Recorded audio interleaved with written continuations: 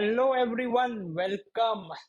I hope all of you are doing absolutely fine. आज कुछ बच्चे हमारे साथ लाइव सेशन में भी जुड़े हैं for app testing. So welcome all of you guys. I hope आप लोग को वीडियो पूरा अच्छे से क्लियर दिख रहा है. एक बार क्विकली कंफर्म करना मेरे को. Okay, great great. अंकुश बोल रहे हैं भैया फर्स्ट क्लास बहुत अच्छा था. थैंक यू अंकुश. शिखा बोल रही है जय जिनेंद्र भैया. जय जिनेंद्र शिखा. आरव बोल रहे हैं हैप्पी लर्निंग भैया. Happy learning Aarav. I hope आप लोग अच्छे से क्लास को देख रहे हो और रिवीजन कर रहे होंगे. चलो क्लास स्टार्ट करते हैं. आज आज अपन time value of money discuss करेंगे. जो अपन पिछले क्लास में डिस्कशन किए थे रेट्स एंड रिटर्न का, समझ लो उसी का और बेस बिल्डिंग टॉपिक है टाइम वैल्यू ऑफ मनी. जब सीएफए इंस्टीट्यूट आज से एक साल डेढ़ साल पहले जब प्री रिक्विजिट मटेरियल वाला कंसेप्ट नहीं था, तो टाइम वैल्यू ऑफ मनी एक कंबाइंड रीडिंग हुआ करती थी जिसमें अपन रेट्स एंड रिटर्न के कंसेप्ट भी देखते थे and compounding discounting and time value of money से रिलेटेड सारे कंसेप्ट्स एक ही रीडिंग में देखते थे. अब सीएफए इंस्टीट्यूट ने उसको ब्रेक डाउन करके दो अलग अलग रीडिंग असाइन कर दी है. बट जब आप ये रीडिंग को पूरा देखोगे एंड इसके क्वेश्चंस कंप्लीट करोगे तो आपको बहुत सारे कंसेप्ट्स प्रीवियस रीडिंग के भी अच्छे से क्लियर होंगे. तो let's start. Time value of money. Time value of money का मतलब क्या है, मैंने आपको ऑलरेडी पहले क्लास में समझाया था.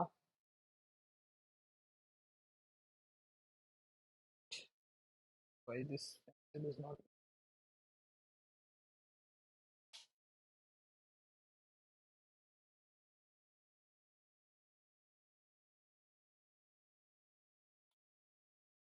ओके.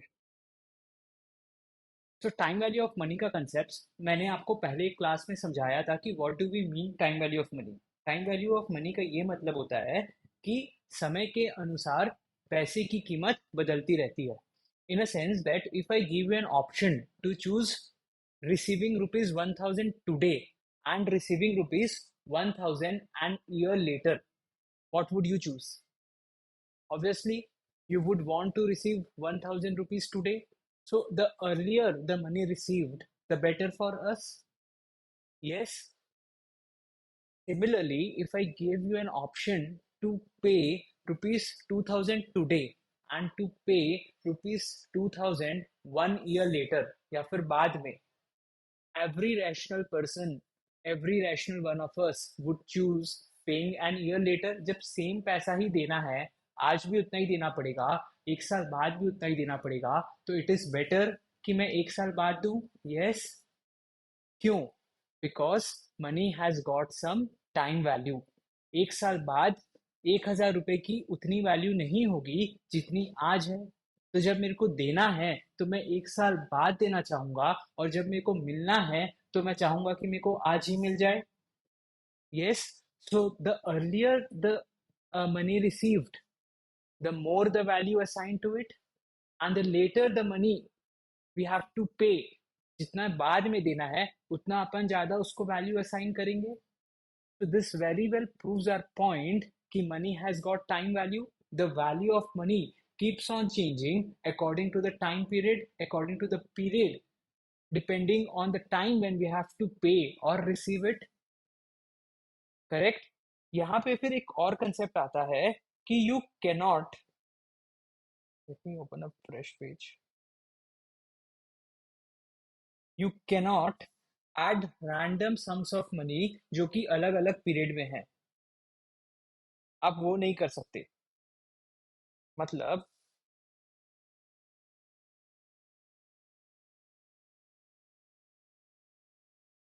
यहाँ पे प्रैक्टिस करेंगे. आज आज हमारे हीरो पेंसिल जी के बगल में अपन प्रैक्टिस करेंगे. तो every reading when it ends you have something like this that gives you कि आपकी लाइफ भी मोर और लेस पेंसिल के बारे में. इसका discussion upon towards and of the class करेंगे. अभी अपन क्लास स्टार्ट किए. Let's focus here. तो व्हाट आई वाज सेइंग कि आप कोई भी रैंडम मनी को ऐसे जोड़ नहीं सकते. You can not add money that has received in different points of time. मतलब जो मनी आज अपन को मिला है ईयर वन में, लेट्स से 1000 रुपीज, एंड जो ईयर 3 में मिलने वाला है, let's say 3,000 rupees, correct? You cannot add these both sum of money because 3,000 rupees at the end of year 3 would be worth different. 1,000 rupees at the end of year 1 would have different value. If today we are standing at year 0, आज अपन अगर t equal to 0 में है, तो जो t equal to 1 में 1,000 मिलने वाला है एंड जो t इक्वल टू 3 में 3,000 मिलने वाला है, इसकी आज वैल्यू जो है वो अलग अलग होगी। तो आप ईयर 1 में नहीं ज्वाइन कर सकते ना 1,000 plus 3,000। If you have to add this to sums of money year 1 में, तो आपको ईयर 1 में तो ऑलरेडी 1,000 की वैल्यू 1,000 है।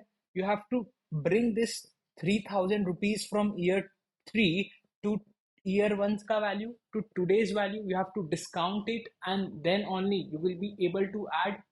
तो दो रैंडम सम ऑफ मनी को आप ऐसे जोड़ नहीं सकते। दो रैंडम सम ऑफ मनी को आप ऐसे जोड़ नहीं सकते। So you cannot add amounts of money if they are received at different points of time. Rupees 1,000 received today to rupees 2,000 you will be receiving 2 years, 3 years down later. You cannot add because उस समय जो 2,000 या 3,000 रुपए की value होगी 2 या 3 साल बाद, that would be different than what it is today. It would have some less value. Thus, you can only add those amount of money that is indexed to the same amount of time. आप इसको तभी add कर पाते ना जब वो index होके या तो आप टाइम 1 में लेके आओ या टाइम 0 में लेके आओ, एक ही जगह लेके आओगे, उसके बाद ही आप ऐड करके मेरे को एक टोटल सम दे सकते हो। And this is why we do compounding and discounting. This is why we calculate present value and future value. Let's say अपने एग्जांपल में अगर अपन को t इक्वल टू 3 में ऐड करना था, तो 3,000 रुपीज तो ऑलरेडी t इक्वल टू 3 में बैठा है। अपन t इक्वल टू 1 में जो 1,000 रुपीज था, इसको लेके जाते ईयर 3 तक, कंपाउंड कर करके फ्यूचर वैल्यू निकाल के, and then we could have added those to sums of money. या फिर अपन 3,000 को डिस्काउंट कर करके प्रेजेंट वैल्यू में लेके आते कि भाई ईयर 1 में 3,000 की क्या वैल्यू है, फिर दोनों को अपन ऐड कर पाते 1,000 plus the present value of rupees 3,000, ये दो फिगर को अपन ऐड कर पाते। And this is the reason why we do compounding and discounting and calculation of future value and present value. तो वो सेम चीज जो है वो यहाँ पे मैंने मेंशन करके डिस्कस कर रखी है कि भाई it is because of this reason that we bring all the cash flows to what it is worth today, जिसको अपन प्रेजेंट वैल्यू भी बोलते हैं, या फिर we index it to some point of time in future, जिसको अपन future value भी बोलते हैं। इस प्रोसेस को bringing it into present value terms is called discounting, and indexing cash flows to a point of time in future is called compounding. It is called compounding. Now the word compounding comes from compound interest, जो अपन कल rates वाली class में देखे थे। मैंने एक example लिया था, राइट? 9% एंड 8.96%, ये एग्जांपल लिया था मैंने। अपने देखा था कि कैसे 8.96% कंपाउंड इंटरेस्ट सेंस में अपन को ज्यादा इंटरेस्ट देता है rather than 9% on simple interest terms. Why? Because second case में, कंपाउंड इंटरेस्ट वाले केस में, अपन लोग ने इंटरेस्ट ऑन इंटरेस्ट भी चार्ज किया था। We asked interest on the principal amount, along with it अपन लोग ने interest on the interest component भी चार्ज किया every year, and that is why we ended up getting better returns. So compound interest वही बोलता है, it is interest on interest. As an investor, you would not just want interest on the original payment, but you would also want it on the interest part that you are earning every year and that you are reinvesting back.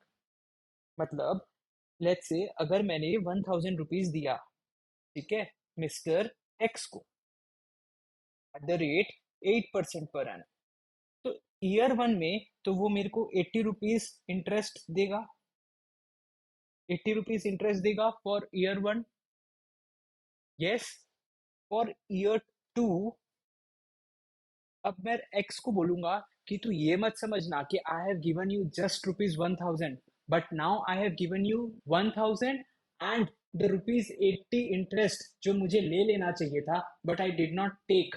अभी भी वो तुम्हारे pocket में है। You are utilising that sum of money. Now you have to pay me interest on the original 1000 also, and also on the interest component of it। 80 rupees भी जो तुम utilise कर रहे हो उसमें भी इंटरेस्ट दो। तो now I will be charging on 1080, इसमें मैं 8% चार्ज करूंगा। That would come to 86.4। 86.4। अब ईयर 3 में I would charge interest on 1080 plus पिछले साल का जो अभी भी उसके पॉकेट में है, मैंने उससे लिया नहीं है। अब इस कंपोनेंट में मैं 8% चार्ज करूंगा, because I am reinvesting back into his pocket, I am not taking it from him. And likewise I will keep growing my money on compounding terms. इसको बोला जाता है कंपाउंडिंग। इस process को बोला जाता है compounding, where you charge interest on interest, and when you charge interest on the interest component also, which you are reinvesting back। अब कल अपन लोग ने एक ये फॉर्मूला भी देखा था, we saw this formula also. बहुत लोगों को ये फॉर्मूला पता भी होगा क्योंकि अपन बचपन से पढ़ते आ रहे हैं, बट फॉर दोज जिनको रिकॉल नहीं हो पा रहा है, ये फॉर्मूला को आप ध्यान से देखो। This is the formula to calculate future value of any sum of money. How do we do that? You start with the present value and then you multiply it with rate to the power n। You multiply it with rate to the power n। So the formula says your future value will be your present value today compounding every year। So interest keeps on compounding, you have your uh, compounding factor that you multiply it with your present value to get your future value। This component is called compounding factor। इसको compounding factor बोला जाता है। Now when you look at this formula and observe for a while, आपको दो चीजें समझ में आएगी। अगर मैं आपको बोलूं, देखो, लाइफ में हर इन्वेस्टर का, हर एक रैशनल ह्यूमन बीइंग का एम क्या रहता है कि उसको अपनी मनी की वैल्यू बढ़ानी है, राइट? उसको अपना फ्यूचर वैल्यू बढ़ाना है। तो जब अपन इस फॉर्मूला को देखें तो फ्यूचर वैल्यू बढ़ाने के लिए अपन को क्या क्या चीज को बढ़ानी पड़ेगी? What all things we need to increase to increase our future value? तो सर सबसे पहले तो आप अपना प्रेजेंट वैल्यू बढ़ा दीजिए। तो the more the present value, the more the future value. Obvious सी बात है, 100 रुपीज जितना बड़ा सम बनेगा उससे बहुत बड़ा सम 1000 रुपीज बनेगा। If you invest 100, if you invest 1000, you would obviously end up having more money when you invest 1000, because the present value is more, your investing amount, your principal amount is more। दूसरा कि sir आप rate of interest बढ़ा दीजिए, आप अपना rate of return ये बढ़ा दो, ठीक है? आप अपना रेट ऑफ रिटर्न बढ़ा दो। मतलब अगर एक इंस्ट्रूमेंट 6% रिटर्न दे रहा है और एक इंस्ट्रूमेंट 10% रिटर्न दे रहा है, तो ऑब्वियसली इस इंस्ट्रूमेंट में मेरा फ्यूचर वैल्यू ज़्यादा होगा। येस और नो? थिंक। इस इंस्ट्रूमेंट में मेरा फ्यूचर वैल्यू जो है वो ज़्यादा होगा। तीसरा, सर आप एन बढ़ा दो, मतलब नंबर ऑफ ईयर्स जिसके लिए आप इन्वेस्ट किए हैं ये बढ़ा दो, है ना? अगर ये तीनों कंपोनेंट को आप बढ़ाओगे तो आपका फ्यूचर वैल्यू बढ़ जाएगा। एन नंबर ऑफ ईयर्स बढ़ा दो, मतलब लेट्स से आप फर्स्ट केस में 5 ईयर्स के लिए एफडी कर रहे हैं और नेक्स्ट केस में आप 10 ईयर्स के लिए एफडी कर रहे हैं बैंक में। आपको दोनों, एवरीथिंग रिमेनिंग द सेम, दोनों केस में यू इन्वेस्टेड रुपीज 100, इसमें भी इन्वेस्टेड 100 है। इसमें आपने 5% में लगाया, इसमें भी आपने 5% में बैंक में लगाया, but the only difference was इसमें आपने 10 ईयर्स के लिए लगाया, इसमें आपने 5 ईयर्स के लिए लगाया। किसमें ज़्यादा बड़ा पैसा बनेगा? Second case, because the n is more. And if you think Warren Buffett का इतना पैसा बनने का प्राइमरी रीजन क्या है of he being still alive at the age of 99? Yes, तो उसको वो एक्स्ट्रा इयर्स मिल गए ना कंपाउंडिंग के लिए, उसका ने अपना एन बढ़ा दिया ना, he increased his n. Yes और no, think, had he died, अभी तो उनके पार्टनर की डेथ हो गई चार्ली मंगर की, उसके ऊपर हमारा पोस्ट भी लाइव है तो आप देख सकते हैं, बहुत अच्छी स्टोरी है। Had he died at the age of 60, would he still be so successful in investing? सब चीज तो सेम है ना आज और 60 में, फर्क क्या है? ये 40 इयर्स का जो उनको ये 40 इयर्स का जो उनको एक्स्ट्रा एन मिला, this is doing him wonders, right? So इस फॉर्मूला को अगर अपन ध्यान से देखें, so anything which you increase either present value, rate of interest और द कंपाउंडिंग ईयर्स, तीनों बढ़ने से, तीनों में कुछ भी बढ़ने से आपका फ्यूचर वैल्यू में इम्पैक्ट आता है। That is what is mentioned here is the higher the rate of interest the more the future value, and the higher the compounding period and years, the more the future value, the more the future value. Now let's do a question on this and understand it better. Question क्या बोलता है कि you are starting with rupees 2 lakh, you're starting with rupees 2 lakh, you invested it in a FD that is earning you 6% per annum, and the compounding frequency is compounding annually. तो कोई issue नहीं है sir, compounding annually तो अपन को आता है, it is simple using the same formula, annual compounding. What will be the maturity amount? आपका amount compound हो के बढ़ बढ़ के मेच्योरिटी में कितना पैसा देगा ये निकालना है। मतलब ये चारों वेरिएबल में आपको क्या निकालना है? मेच्योरिटी वैल्यू निकालनी है, तो you are being told to calculate future value, maturity value, mature होने के बाद फ्यूचर में इस एफडी की क्या वैल्यू रह जाएगी ये आपको निकालना है। So what we have to calculate? Future value at the end of 5 years if there are no withdrawals in between, if there are no withdrawals in between. What is this signifying? No withdrawals in between, what is this indicating you? Very good, Surabhi बोल रहे हैं this is indicating compounding. Good, this is indicating compounding, आपको बोल रहा है कि compound interest इसमें लग रहा है, कंपाउंडिंग हो रही है, आपने कुछ भी विड्रॉ नहीं किया, आपने जो इंटरेस्ट था वो उसी के पॉकेट में रहने दिया और उससे उसके ऊपर इंटरेस्ट ऑन इंटरेस्ट मांग रहे हैं अपन। तो we need to use this formula. अब ये फॉर्मूला तो आपको देखते देखते याद हो जाएगा, बट जनरल कोशिश करना कि फॉर्मूला को याद नहीं करे। तो यहाँ पे अपन एक बार क्वेश्चन के गिवन को लिखते हैं। So we have been given present value 2 lakh, I've been given rate which is 6% per annum, I've been given number of years that is 5, that is 5. Now how to do this in calculator? सबसे पहले आप अपना calculator के third row में देखोगे तो TVM functions दिए, अपन लोग ने कैलकुलेटर क्लास में इसको इन डिटेल देखा है, टीवीएम फंक्शंस दिए। The first step you do need to do is clear TVM, always CLR TVM, activate it by using the press second button and then clear TVM, clear TVM करो, उसके बाद ये value assign करो, उसके बाद calculator में ये value assign करो। 2 लाख रुपीस, अगर आपको ध्यान हो तो मैंने बोला था आपको हमेशा अपोजिट साइनेजेस में वैल्यू डालनी है। आज जब आप एफडी कर रहे हो तो आपके जेब से 2 लाख रुपया जा रहा है, सो इट इज -2 लाख, तो -2 लाख, ठीक है। पहले मैं इसमें क्लियर टीवीएम करना भूल गया था। You press second and then you press this FV, 2 lakh, assign it to present value. Once you have typed this -2 lakh, then click on PV. देखो कैलकुलेटर में असाइन हो गया PV -2 lakh. Now the next thing is you need to assign rate. The rate is this I by Y, interest per period, interest per period. The second button I by Y represents rate, which in our case was 6%. 6 is I by Y.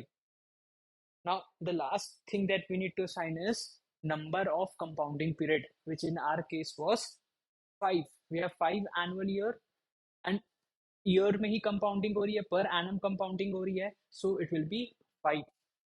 Number of compounding period 5 लिख के n press करो, n means number of compounding period.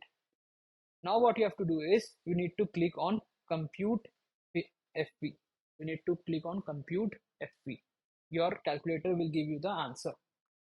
The answer is 2,67,645. 2,67,645. Did we use the formula anywhere? कहीं भी formula की requirement आई? नहीं. If you know how to do this in calculator, you don't need to learn the formula. और अगर आप formula करते तो आप कैसे लिखते? First you should have typed 1.06, then to the power लगाते 5, फिर जो आंसर आता इनटू करते 2 lakh and then you get this answer. Better to use calculator ना, फटाफट आंसर आएगा. Okay, let's see another question. थोड़ा सा क्वेश्चन में समझना होगा एक चीज. Rajesh employer has promised to contribute rupees 5 lakh to Rajesh's bonus account 5 years from now. तो राजेश का एम्प्लॉयर राजेश को बोला कि after 5 years from now I will be contributing rupees 5 lakh to your bonus account. After Rajesh receives this money, he would invest it in a fund yielding 10% per annum. 10% per annum में राजेश जो है उसको कहीं और लगाएगा. जब राजेश का employer Rajesh को पैसा दे देगा, उसके बाद राजेश इस पैसे को कहीं लगाएगा एक फंड में जो उसको 10% पर एनम देगा. Now Rajesh wants to know future value of his portfolio 16 years from now. 16 years from now. जब भी ऐसा केस आता है, ऐसा क्वेश्चन आता है जिसमें 2-3 पीरियड्स इन्वॉल्व है, 2-3 टाइम फ्रेम्स इन्वॉल्व हैं, तो the first step that you need to do is make a timeline. Make a timeline. Now how do you make a timeline? Timeline के क्या टर्मिनोलॉजी है इसको समझो. Will see how to make a timeline. ठीक है. If today, जब भी आपको बोले टुडे, आज, today is time t equal to 0. Today means t equal to 0. Today is t equal to 0. अब 1 year from now, 1 year from today, एक साल बाद, what is it? t equal to 1.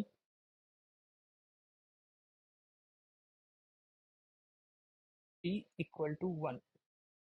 Now this t equal to 1 is 1 year from now. ठीक है. आप इसको at the end of 1 year भी बोल सकते हैं. This is also end of 1 year. End of 1 year. This is also beginning of second year. This is also beginning of second year.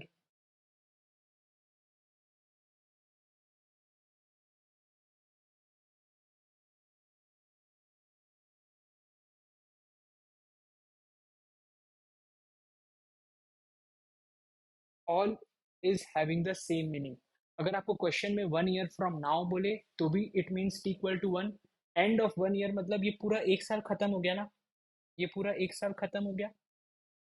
तो end of 1 year also means t equal to 1 and beginning of second year. अब यहाँ से एक साल खत्म हो गया t equal to 1 में, ये पूरा एक साल का एक ड्यूरेशन था. दिस वॉज 1 year का ड्यूरेशन. अब यहाँ से सेकेंड ईयर चालू होगा, t equal to 2. तो this is beginning of second year. Beginning of second year बोलेगा तो you need to time stamp it as t equal to 1.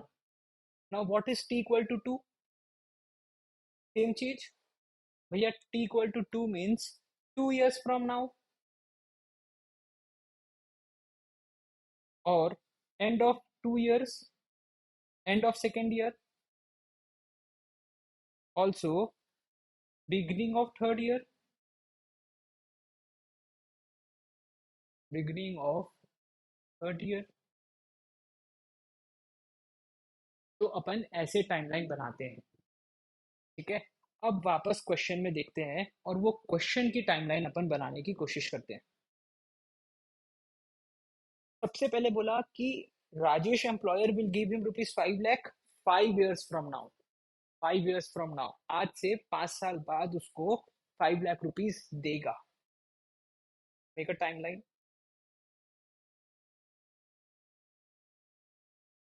Today always mark t equal to 0, t equal to 5 में Rajesh will get ₹5 lakh.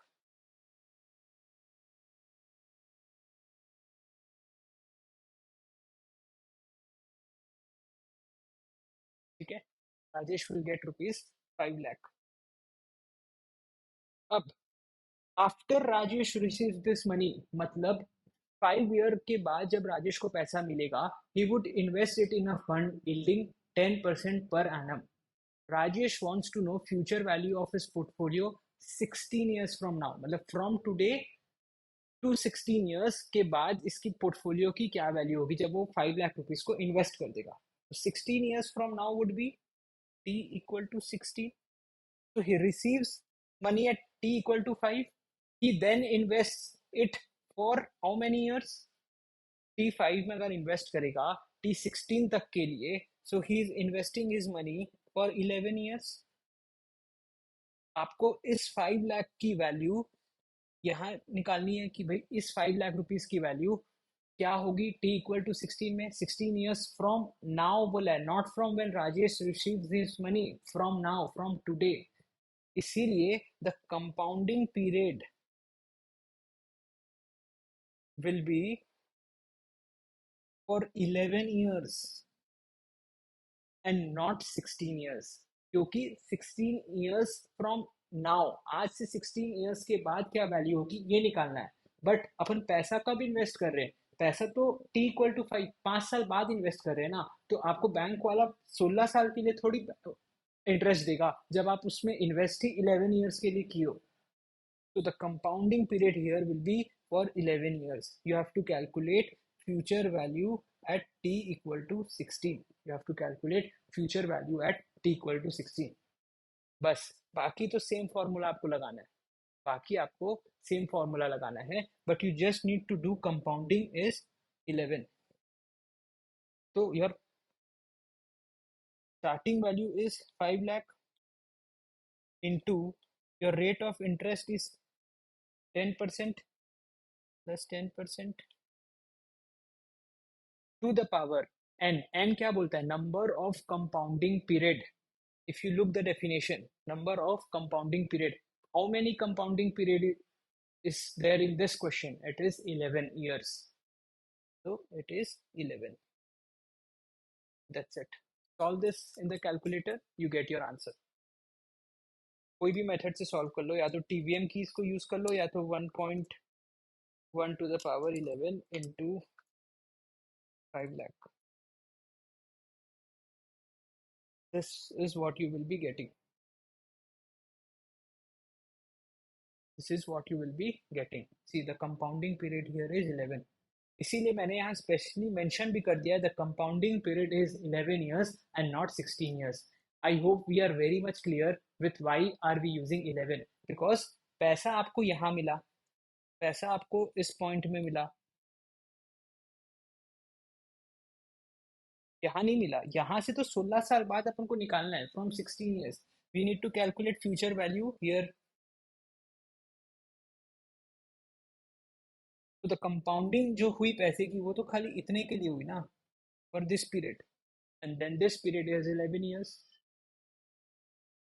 This period is 11 years. You need to calculate future value.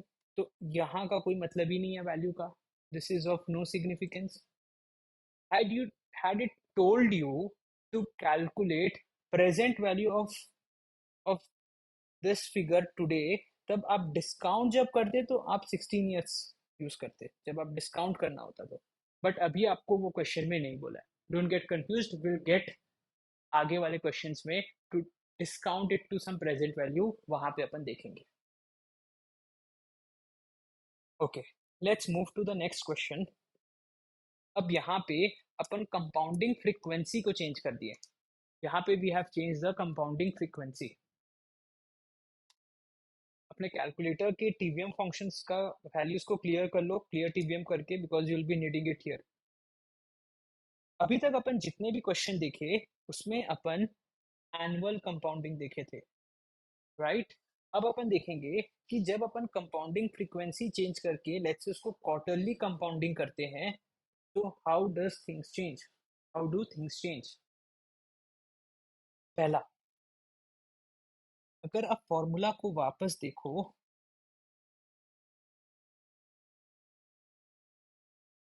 ये formula है, right?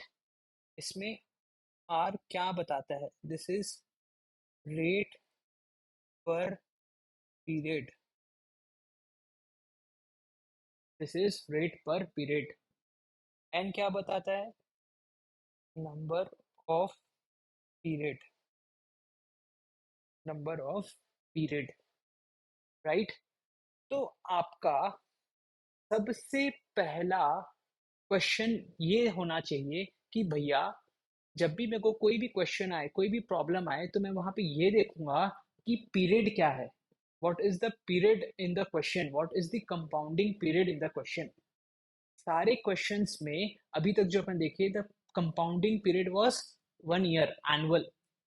तो अपन को अगर rate भी जब 6% per annum दिया था, तो it was already given in annual terms, and my compounding period was also annual. तो दिमाग नहीं लगाना था.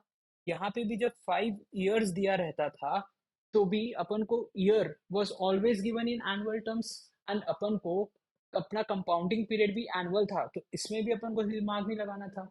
Now when things change, now when things change, when the compounding changes to quarterly, you will have to rework on your r and n. आपको r and n को modify करके वापस निकालना पड़ेगा. वो कैसे? अब मैं अगर आपको यही चीज बोल दूं कि 6% पर एनम, देखो बहुत बच्चे यहाँ पे कंफ्यूज होते हैं कि जब 6% पर एनम दिया रहता है, ठीक है, तो इसका मतलब ये नहीं कि हर बार एनुअल कंपाउंडिंग होगी. नहीं, 6% पर एनम मीन्स आपको जो रेट ऑफ इंटरेस्ट है वो एनुअल टर्म्स में कोट किया हुआ है. वो ये बताया गया है कि भाई पूरे साल भर का ये रेट है. हो सकता है इसके बाद जो है आपका कंपाउंडिंग फ्रीक्वेंसी लिख दे. when nothing is written, when just it is written 6% per annum, then you are good to assume कि it is compounded annually, it is annual compounding. but ऐसे भी लिख के एग्जाम में आ सकता है 6% पर एनम कंपाउंडेड क्वार्टरली. अब आप ये नहीं बोल सकते भैया 6% तो पर एनम रेट लिखा था, then why it is saying compounded quarterly. अरे बाबा, इंटरेस्ट रेट जब भी कोट होता है, so it is always told in annual sense, it is always quoted in annualised terms. Compounding frequency जो है वो अलग से ऐसे बगल में लिख दी जाती है. अगर इंटरेस्ट रेट कम या लेट्स से क्वार्टर के लिए लिखा रहेगा, तो बोल देगा interest rate for each quarter is equal to 2%. फिर उसमें वो पर एनम वर्ड नहीं लिखेगा, because that is the interest rate for each quarter, for one quarter.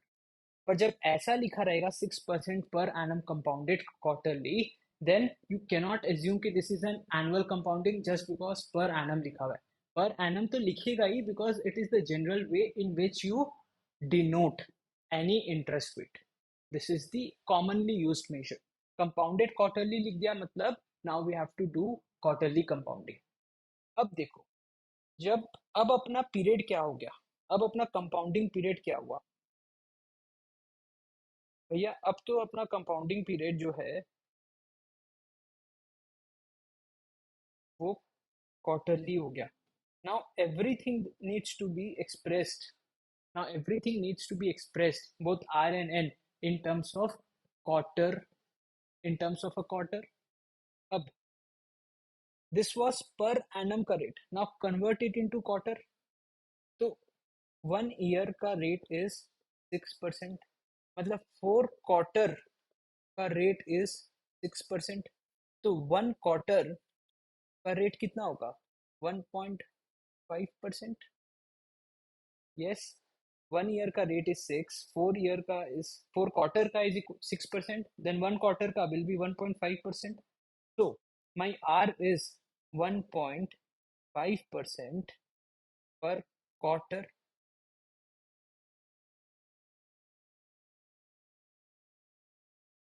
Yes.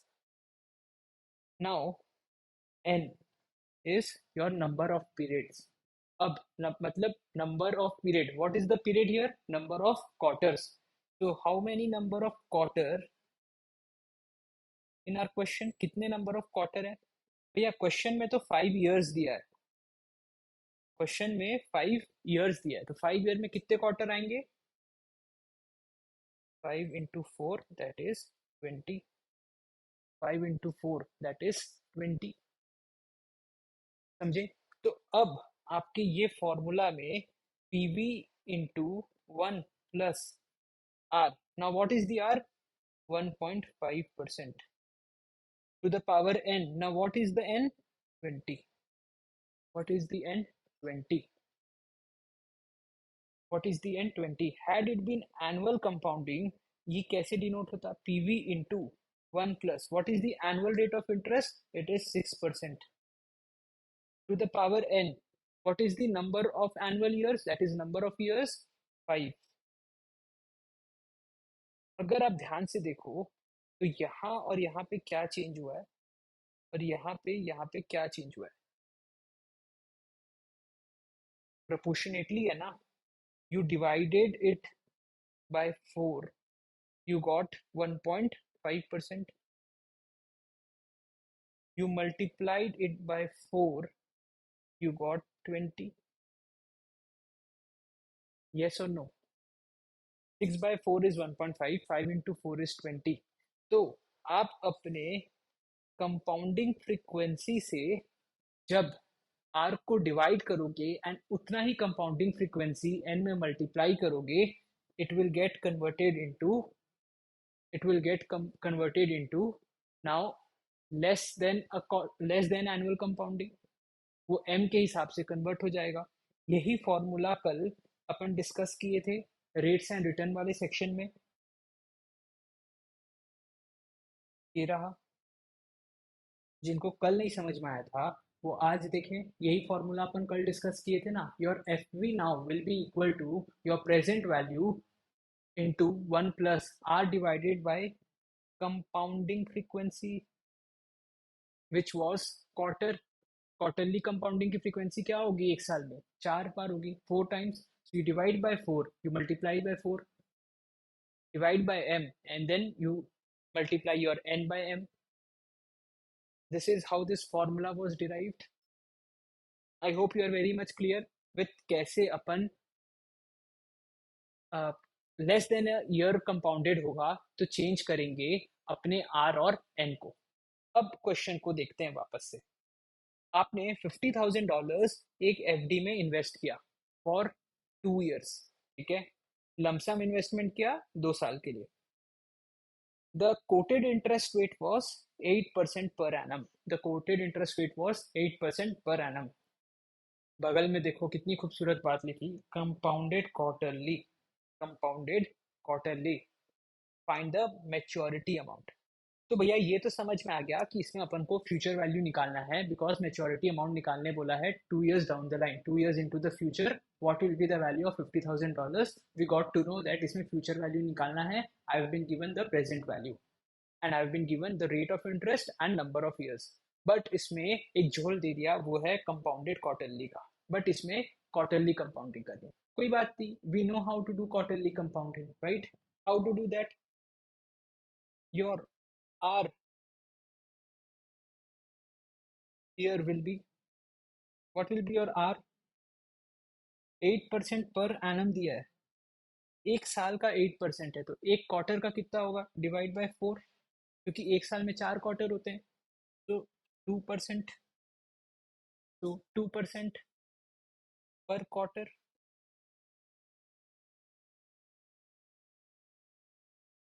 N, number of compounding period, मतलब यहाँ compounding period is the quarter. तो number of quarters in 2 years, एक साल में 4 quarter होते हैं, तो 2 साल में 8 क्वार्टर हुए, 8 quarters. Put that in your formula, you get your answer 1.02 to the power 8. You can do it either this way, or you can use the TVM keys. You can use the TVM keys. TVM keys में देखते हैं sir कैसे करेंगे इसको. Let's see the calculator using the TVM key. सबसे पहले second, clear your TVM का data. 50,000 rupees is what you're investing today, so put it in minus, assign it to present value.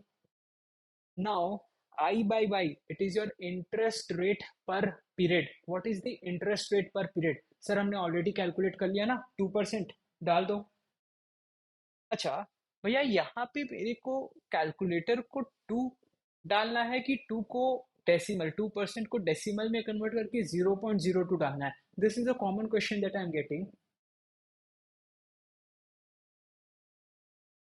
नहीं सोची, देखो वही मैं अभी आपको एड्रेस करूंगा आपका क्वेश्चन को, कि यहाँ पे अपन को 2% डालना है, डायरेक्टली 2 डालना है, कि we have to convert it into decimal. Calculator जब इतना स्मार्ट कैलकुलेशन करता है ना, तो उसके अंदर ये स्मार्टनेस भी है कि जब कोई आई बाय वाई इनपुट कर रहा है, तो वो बाय डिफॉल्ट परसेंट में ट्रीट कर लेगा उसको. आपको उसको बताना नहीं है परसेंट को डेसिमल में कन्वर्ट करके कि भाई ये ले 0.02 इज द डेसिमल वैल्यू. नहीं, यू नीड टू एंटर 2. आपका 2% अगर रेट है, तो you just need to enter 2. Calculator is good enough to convert it into decimal, perform the calculation and give you a smart answer. वो calculator में उतना smartness है, तो you just need to enter 2 when you are inputting it in the calculator. जब आप खुद से कर रहे हो, जब आप खुद से मैकेनिकली ये चीज कैलकुलेटर में कर रहे हो, तो आपको 2 को कन्वर्ट करना पड़ेगा. You need to enter 2% plus 1 to the power 8 and then into 50,000. But when you're assigning it to an already predefined value in the calculator, that is I by Y already predefined है calculator में, उसमें जब आप एक value assign कर रहे हो, then you need not, then you just need to enter 2. तो 2 अपन assign कर दिया I by Y को, 8 assign कर दिए N को, and then we click on compute FV. We get our answer 58,582. 58,582. I hope I'm very clear with this. चलो, this is the question that you need to do yourself. आप अभी ये question करके दो. If in the above example, it would have been monthly compounding instead of quarterly compounding, what would have been the maturity amount? Solve this. I'm giving you 2 minutes. Quickly solve this.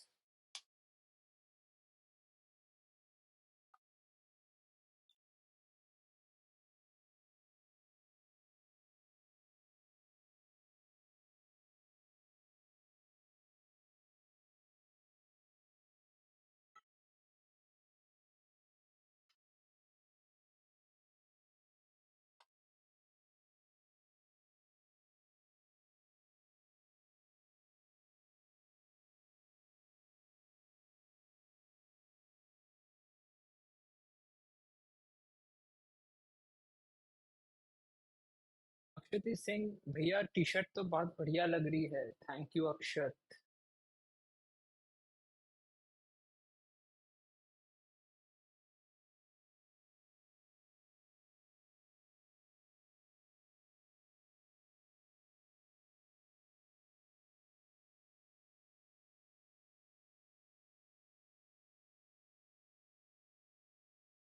Okay, यहाँ ध्यान दो.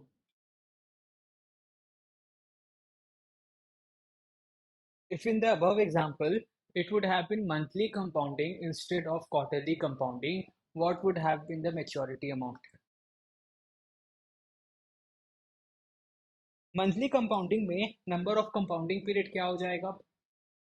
Monthly compounding में what will be the number of compounding period? 2 years में there will be 24 months, so my n will be 24. now जब मैं n per month का ले रहा हूँ, नंबर ऑफ मंथ्स ले रहा हूँ, तो मेरे को रेट भी पर मंथ का लेना चाहिए. तो एक साल का रेट क्या है? 8%. तो एक मंथ का रेट क्या होगा? जब एक साल का 8% है, मतलब 12 मंथ्स का 8% है, तो 1 मंथ का divide by 12, it will be 0.667%। 0.667%।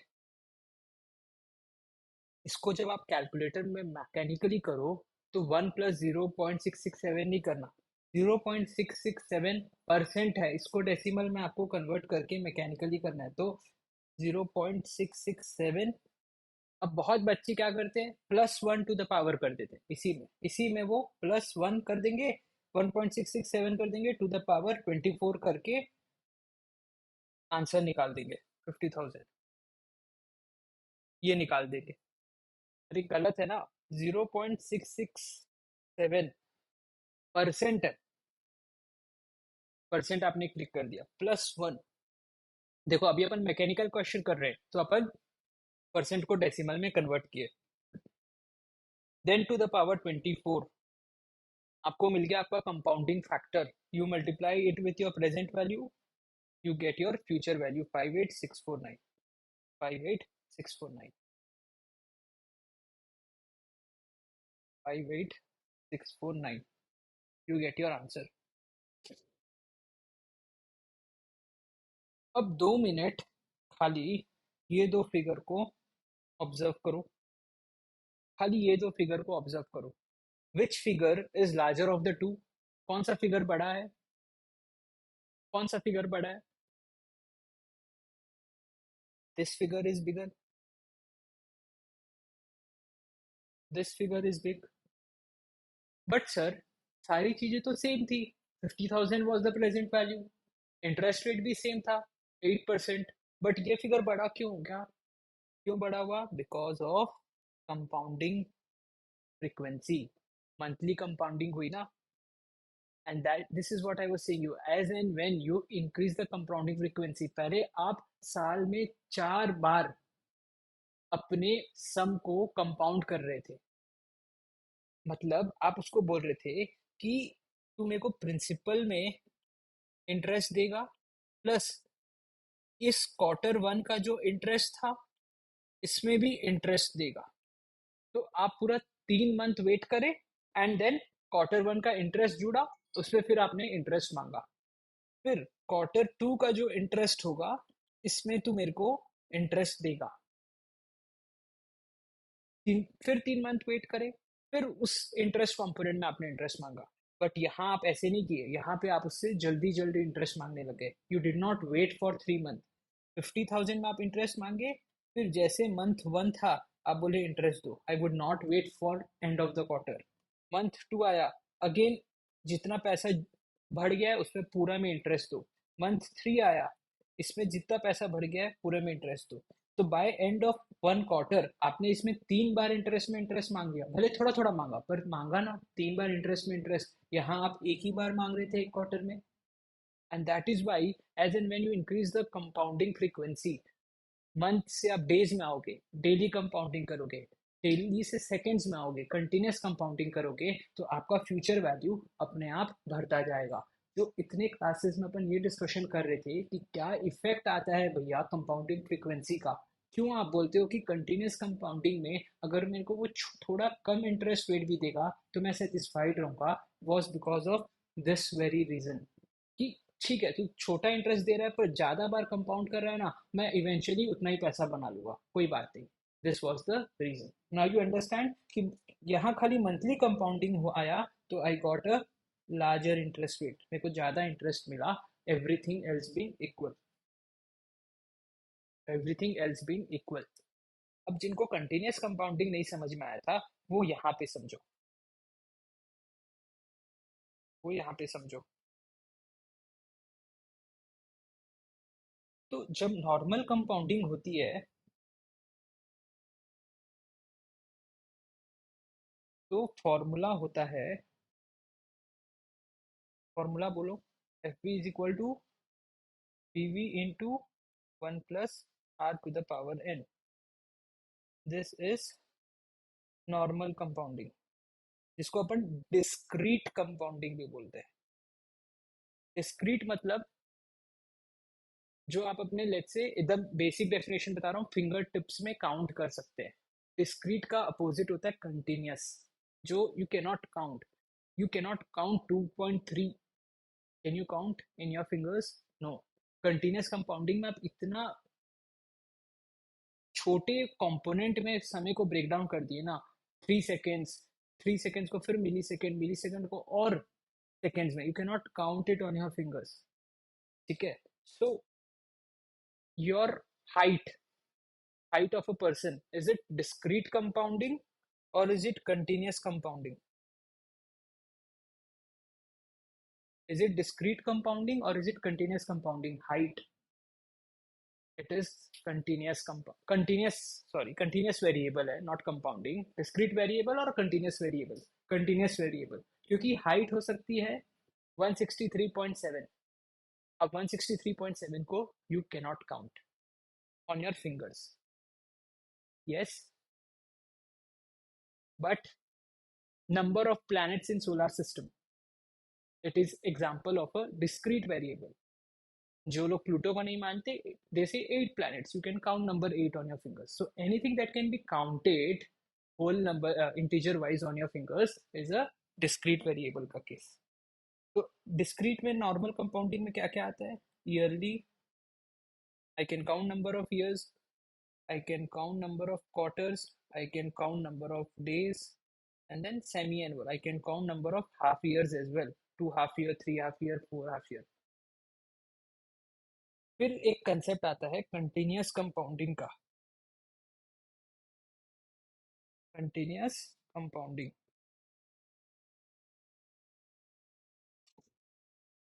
Continuous compounding के केस में ये फॉर्मूला कैसे चेंज होता है? Now your F V is equal to present value into e to the power r n, e to the power r N.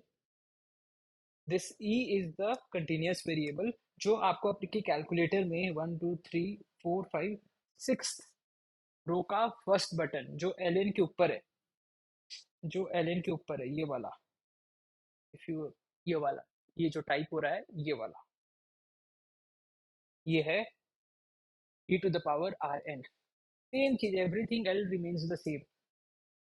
Question को देखो फिर कैसे करेंगे, इसको और डिस्कशन करेंगे।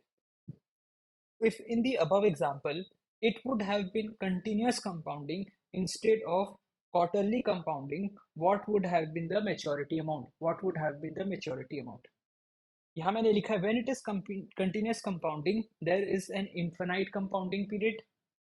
Now we use fv is equal to pv into e to the power rn to calculate future value, to calculate future value। डालो एक बार फॉर्मूला में, what is your pv? It is 50,000 e to the power। अब ये ध्यान दो, इसमें आपको r और n को कोई ट्वीक नहीं करना है क्योंकि that all thing will be taken care by re। तो जो r आपको क्वेश्चन में दिया है एनुअल टर्म्स वाला वही डाल देना, n भी जो क्वेश्चन में दिया है एनुअल टर्म्स वाला वही डाल देना, कोई भी चेंज नहीं करना है। e to the power r क्या था? 5%। you are multiplying it with n is a number which in our case was 2 years, correct? ये परसेंट में, ये नंबर में, इसको भी आपको नंबर में कन्वर्ट करना पड़ेगा। 5%, 5 को फिर press the percent button in your calculator, it gets converted into number that is 0.05। तो आपको ये हमेशा डेसिमल में लेना है, नंबर फॉर्मेट में लेना है, नॉट इन परसेंट फॉर्मेट। तो type 0.05 into 2 into 2, solve this in calculator. भैया ये कैसे कैलकुलेटर में सॉल्व होगा?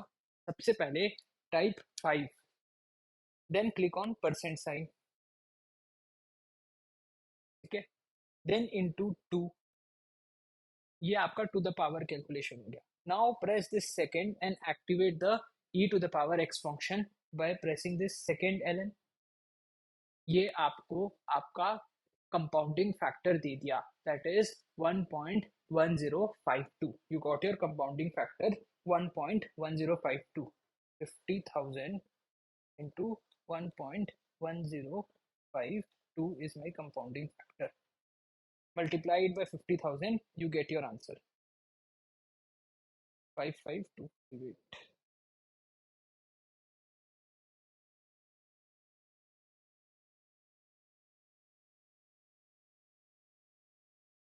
Okay, 8% interest rate था क्या? I'm so sorry, I did the calculation according to 5% interest rate. को ध्यान आ रहा था कि interest rate is 5%. No issues.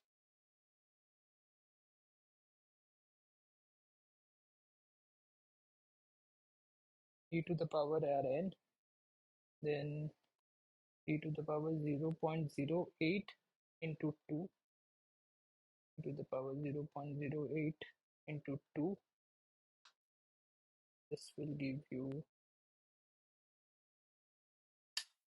0.08 into 2 second ln 58675 is your answer. 58675 is your answer. अब आप देखो, एक आ गया 58,000, एक आ गया 58,649, एक आ गया 58,582 और यहाँ आया 58,675. सबसे बड़ा फिगर किसमें है कंटिन्यूस कंपाउंडिंग में? उसमें था 49 और एक में था 582. 649 था एक में और एक में था 582. ये सबसे बड़ा फिगर है ना 675. जस्ट बिकॉज अपने कंपाउंडिंग फ्रीक्वेंसी बढ़ा दी टू कंटिन्यूस टू इन्फानाइट, अपना फ्यूचर वैल्यू कैसे बढ़ गया, everything else remaining the same. अब अपन लोग ने लास्ट क्लास में एक इफेक्टिव इंटरेस्ट रेट का भी कंसेप्ट देखा था, EIR, कि भाई इफेक्टिवली आप कितना इंटरेस्ट रेट कमा के घर लेके जाओगे वो बढ़ते जाता है as and when compounding frequency बढ़ती है. ये तो अपन लोग ने अभी प्रूफ भी किया तीनों एग्जांपल देख के कि जैसे जैसे कंपाउंडिंग फ्रीक्वेंसी बढ़ी मेरा इंटरेस्ट रेट बढ़ता गया, मेरा फ्यूचर वैल्यू बढ़ता गया, मैं कितना इंटरेस्ट कमा रहा हूँ effectively that kept on increasing. 8% interest rate जब एनुअल कंपाउंडिंग था उससे मेरे को ज़्यादा इंटरेस्ट मिला क्वार्टरली कंपाउंडिंग के केस में, उससे भी ज़्यादा इंटरेस्ट मुझे मिला कंटिन्यूस कंपाउंडिंग के केस में.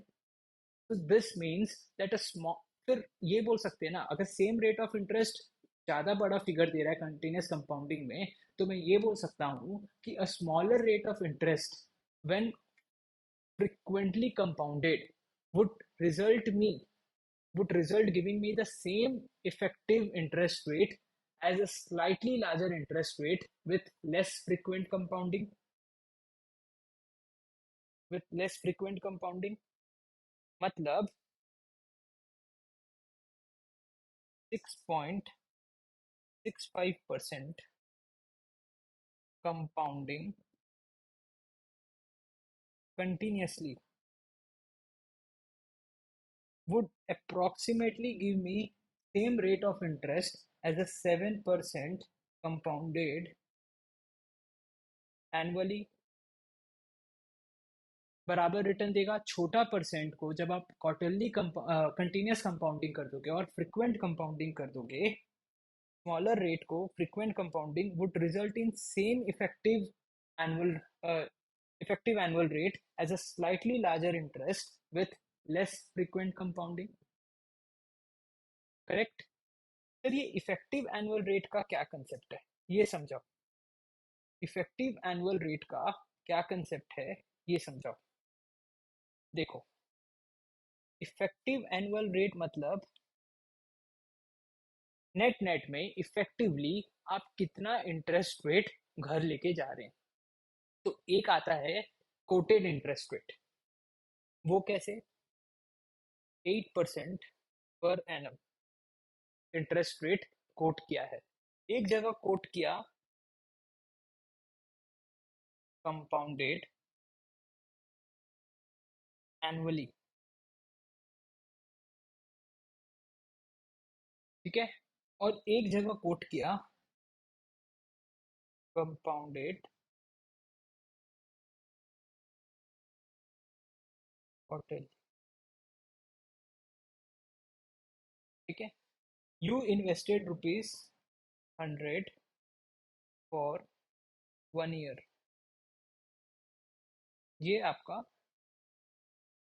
डिटेल्स है। आपने 100 रुपीज इन्वेस्ट किया फॉर 1 ईयर। एक केस में 8% per annum compounded annually and एक केस में 8% पर एनम कंपाउंडेड क्वार्टरली। अब इसमें आप कितना इंटरेस्ट रेट कमाओगे 1 साल बाद? कैलकुलेशन करना ही नहीं है। 8% ऑफ ₹100, ₹8 कमाओगे आप यहाँ पे। ₹8 कमाओगे आप यहाँ पे। यहाँ पे कितना कमाओगे? यहाँ पे कितना कमाओगे? यहाँ पे भैया मेरा 100 रुपीज बनेगा 1.02। 8% डिवाइड बाय 4 प्लस 1.02 आएगा टू द पावर 4। एक साल में 4 क्वार्टर होते हैं, एक साल का ही निकालना है। 1.02 to the power 4 into 100, this is the future value.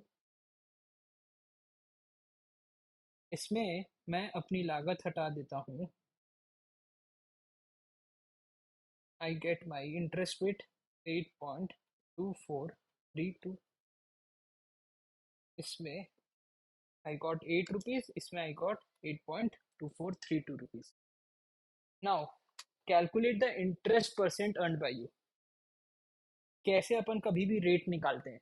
क्या कंसेप्ट मैंने बताया था, जब आपको बोलेगा कि इंटरेस्ट आपने कितना कमाया, कितना रिटर्न कमाया, इफेक्टिव एनुअल रिटर्न, आपने कितना रिटर्न कमाया, वो कैसे निकालते हैं? आपका प्रॉफिट, आपकी कमाई अपॉन योर लागत। Your 8 was your earning upon your लागत of ₹100, so 8% here।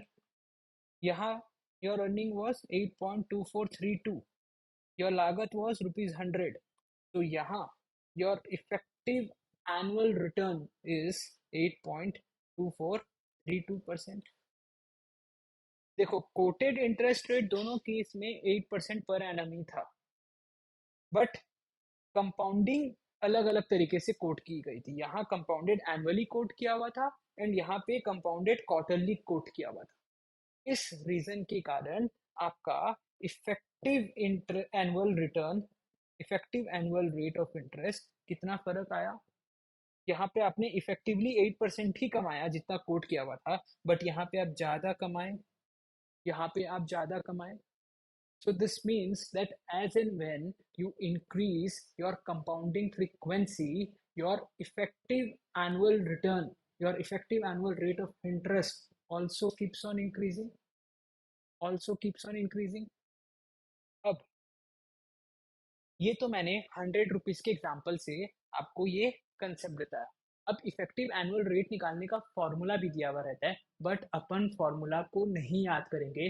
पहले तो अपन देखेंगे कि डिराइव कैसे होता है, वो फॉर्मूला आया कैसे, और फिर देखेंगे कि वो फॉर्मूला को अपन को यूज ही नहीं करना है, कॉमन सेंस में अपन को कैसे इफेक्टिव एनुअल रेट निकालना है उसकी अपन अभी प्रैक्टिस करेंगे। देखो, ये तो था आपका 100 रुपीज, इतना बना। Your 100 rupees became 108।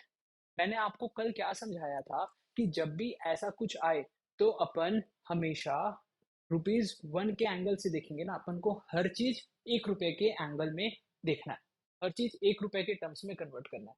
If 100 becomes 108, that mean 1 becomes, हर ₹1 कितना बना था? 108 बाय 100, दैट इज 1.08। मतलब हर ₹1 में 8% की बढ़ोतरी हुई, 8% की बढ़ोतरी हुई, तो वो 1.08 बन गया। Do it on your calculator. 1 + 8% करो, देखना 1.08 आएगा, है ना? 1.08। तो योर 1 बिकम्स 1.08। तो this is your beginning value, this is your ending value, this is your beginning value, this is your ending value. Your profit कैसे निकालना था? कैसे निकालते हैं अपन profit? Correct, ending value minus beginning value से अपन अपना प्रॉफिट निकालते हैं। 1.08 minus 1 is 0.08 is my profit, है ना? अच्छा, अब प्रॉफिट परसेंटेज मतलब रिटर्न परसेंटेज कैसे निकालते हैं?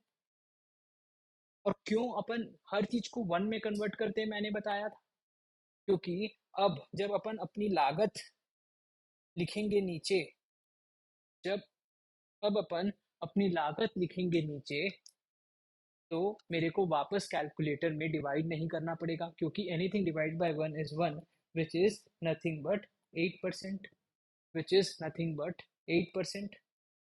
So your effective annual return is EV minus BV. एक सेम फॉर्मूला है, हर दुनिया का रूल है कि सारे return percentages, profit percentages on your capital investment, on your investment ऐसे ही निकलेंगे.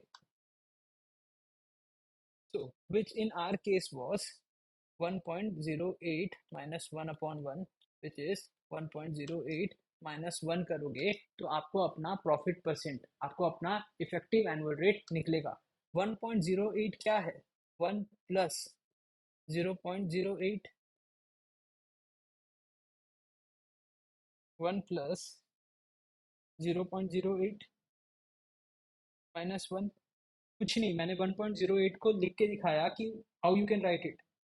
आपका एग्जाम्पल में 0.08 क्या है? 8% होता है, माइनस वन, मतलब 1 plus E A R, 1 plus your interest rate r, ये अपन ई ए आर निकालना सीख रहे हैं. 1 प्लस आर माइनस वन. आपके एग्जाम्पल में एन वॉज वन, तो यहाँ हर जगह वन था, n. 1 plus r to the power n. आपके एग्जाम्पल में हर जगह एन वॉज 1 ईयर ना, अपने तो 1 ईयर का निकाल रहे थे, तो ऊपर में ये एन भी रहता है, to the power n minus one. This is your EAR का formula, 1 plus R to the power n minus 1. How much 1 becomes at the end of my compounding year to the power n करके, how much 1 becomes at the end of my compounding period. This is my ending value, this is my beginning value, divided by beginning value, which always will be 1 if you have converted everything to rupees 1 का terms. So this is same, EV minus BV. EV यही निकलता है, 1 plus R to the power n निकलता है, 1 plus r to the power n minus one. देखो यहाँ पे भी वही है, 1 plus r. What is r? Interest rate per period, your periodic interest rate, to the power m minus one, number of compounding periods, number of compounding periods. हमेशा ध्यान रखना, जब भी आप आर का वैल्यू डालोगे मैकेनिकल कैलकुलेशन में, जब आप हाथ से कैलकुलेट करके कर रहे हो, तो you have to insert it in decimal, you have to insert it in decimal. अब यहाँ पे मैंने एक टेबल बनाया है, जहाँ पे मैंने 8% पर एनम को ही बेस लेके बताया है कि जैसे जैसे कंपाउंडिंग फ्रीक्वेंसी चेंज होती है, वैसे वैसे कैसे आपका effective annual rate, effective annual return बढ़ता जाता है, कैसे कैसे वो बढ़ता जाता है, how it is keeping on increasing. ये मैंने यहाँ पे दिखाया है, ये मैंने यहाँ पे दिखाया है. एक बार क्विकली अपन इसको देखते हैं कैलकुलेशन करना. लेट्स से सेमी एनुअल लेते हैं, लेट्स से सेमी एनुअल लेते हैं, 8% per annum with semi annual compounding.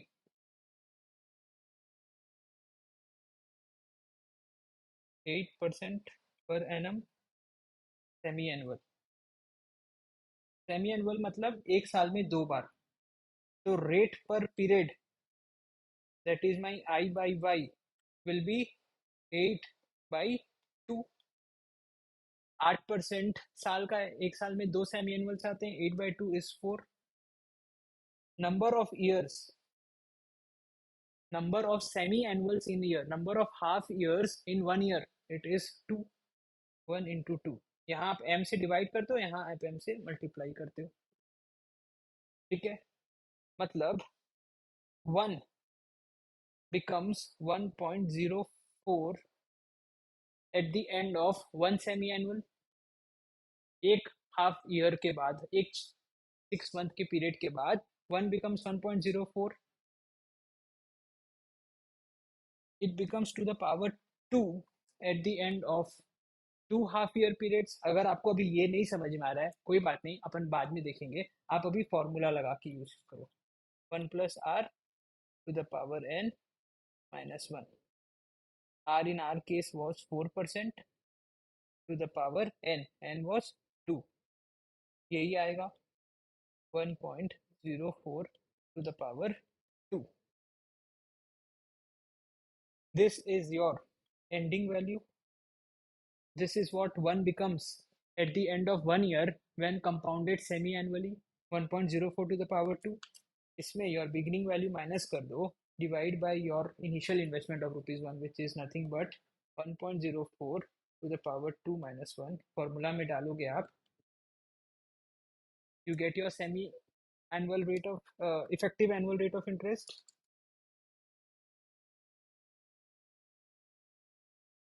-1 into 100% terms में लाने के लिए you get answer as 8.16%। 8.16%।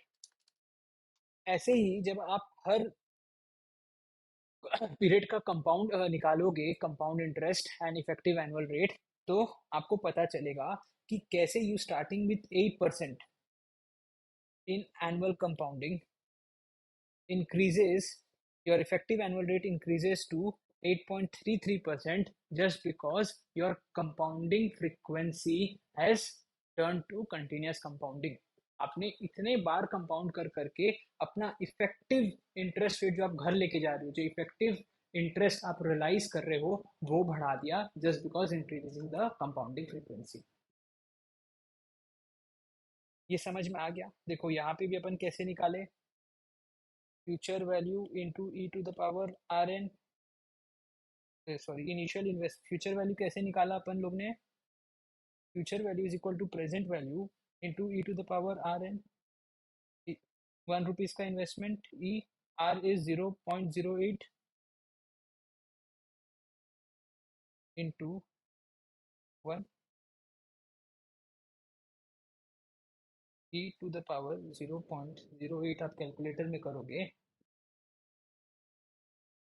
-1, you get 8.33%, you get 8.33%। Proven हो गया कि जैसे जैसे आप कंपाउंडिंग फ्रीक्वेंसी बढ़ाते हो, आपका इफेक्टिव इंटरेस्ट रेट बढ़ता जाता है। Will take a break of 5 minutes and then we will do एक सीरीज ऑफ कैश फ्लोज में अपन future value and present value कैसे निकालते हैं। अभी तक अपन जितना डिस्कशन करे थे उसमें अपन लमसम इन्वेस्टमेंट के बारे में डिस्कशन किया कि भाई आपने एक बार में बैंक में एफडी कर दिया 50,000 का, आपने एक बार में पैसा लगा दिया 5 लाख रुपीज का, 10 लाख रुपीज का। तो लमसम केसेस में how do you do compounding, how do you do discounting, discounting तो अभी अपन नहीं पढ़े हैं, how do you calculate future value and all, ये सीखे।